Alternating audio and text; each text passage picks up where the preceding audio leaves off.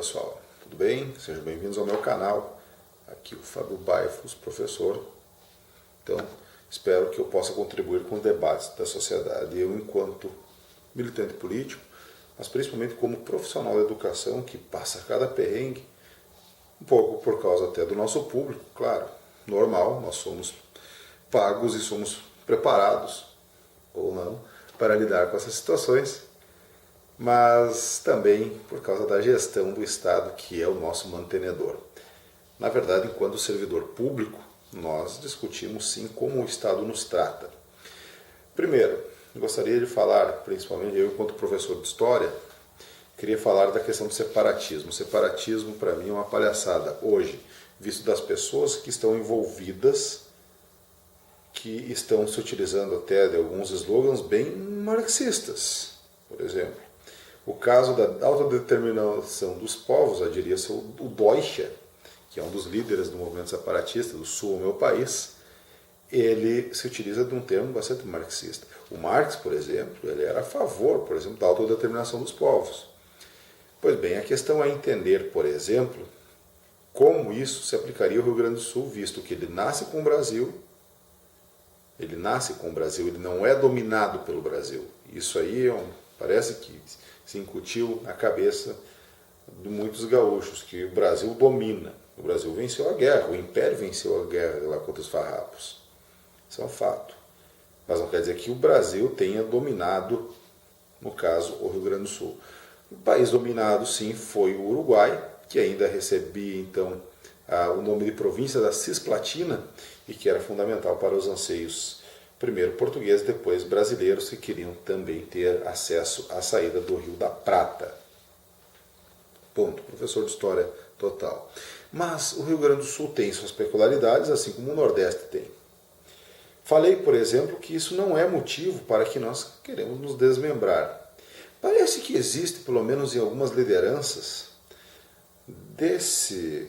do Sul ao meu país, uma ideia de uma certa superioridade, visto que boa parte, sim, do Rio Grande do Sul, do Paraná e de Santa Catarina, não necessariamente nessa ordem, tenham a presença europeia. Pois é, eu tenho a presença europeia total aqui, ou pelo menos a descendência, melhor dizendo. Sabe o que isso que faz comigo? Faz que eu sofra no verão, por exemplo. Né, Daniel Hausmann? Tu sabe muito bem o que eu passei lá no Rio de Janeiro. Pois é, eu sofro pra caramba. A única coisa é uma falta total de adaptação genética ao clima tropical, principalmente o nosso verãozinho. Mas o pessoal é mais trabalhador. Pois é, eu poderia dizer isso do africano que trabalhou de graça aqui por 350 anos. E aí a questão é discutir, por exemplo, por que, digamos, a parte onde há os europeus e onde não há os europeus, as coisas serem diferentes.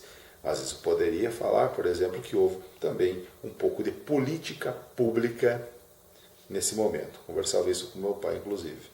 Houve sim um planejamento, houve sim uma divisão igualitária dos territórios, por mais que sem muito critério, mas mesmo assim não houve grande discrepância entre ricos e pobres nesses lugares. Não houve. Pode pegar. Por quê? Porque exatamente houve sim um planejamento e uma ordenação na hora de fazer isso. Não tem nada a ver com a cor da pele e muito menos com a genética. Capite? Já diriam os italianos. A outra questão é a seguinte, um boato até, inclusive, eu fui conferir isso faz pouco, que o Mendonça Filho teria dito que nós professores temos regalias. De fato não se confirmou, eu mesmo acabei compartilhando alguns memes, entre outras coisas, mas eu queria entender exatamente o Mendonça Filho falando dessa forma. De fato, não há comprovação. Ele teria falado então em algum jornal e também não há. Então há muita boataria. Também nós entramos, por mais cuidado que a gente tome, a gente acaba entrando. Mas, boato ou não, isso não apaga o fato que Mendonça Filho, nosso querido ministro da Educação, do golpista Temer, é golpista. Então é aquela coisa assim, mas você votou no Temer. Pois é, cara, mas eu não sabia que ele ia dar um golpe. A gente vai no casamento das pessoas, pensando pelo menos que elas não vão se trair e uma vai passar a perna na outra. Vamos pensar dessa forma, já que a gente tentou falar 1000 vezes, né, da forma política, coisa e tal, nós acabamos convencendo. Então as pessoas casam, uma passa a perna na outra, e mesmo assim, então, não, mas é que ela casou com o cara lá, ou ele casou com aquela mulher. Filho, não apaga o erro, né? Mas não é isso aí que eu quero falar com vocês.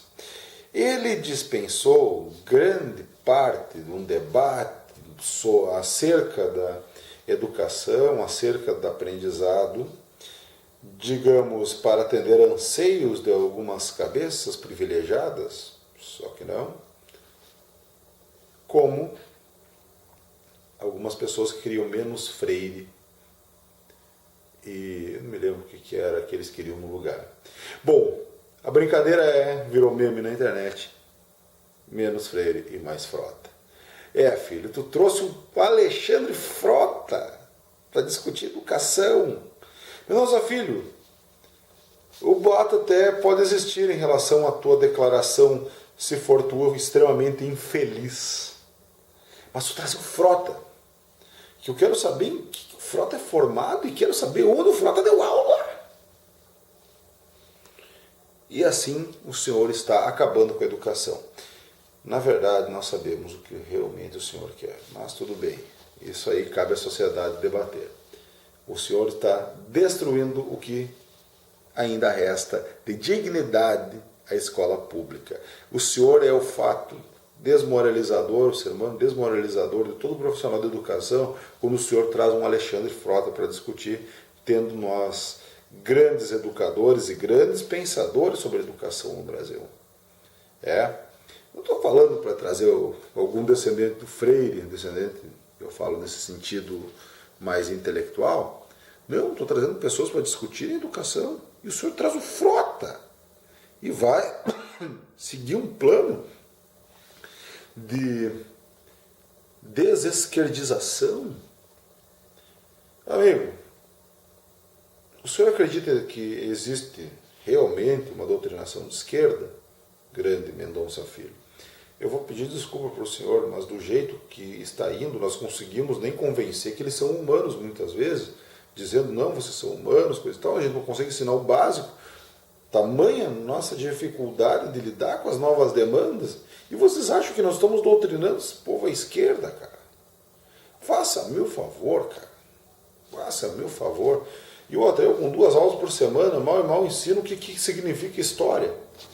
Tamanho é o problema, e o pequeno lapso de tempo que eu tenho com eles. Não poderia, nem que eu quisesse, doutrinar alguém nesse tempo por semana. Então, inclusive, eu não sou religioso, eu sou apenas um professor. Então, pessoal, um grande abraço, obrigado por ter dado o joinha lá embaixo. Fui rock and roll e até a próxima!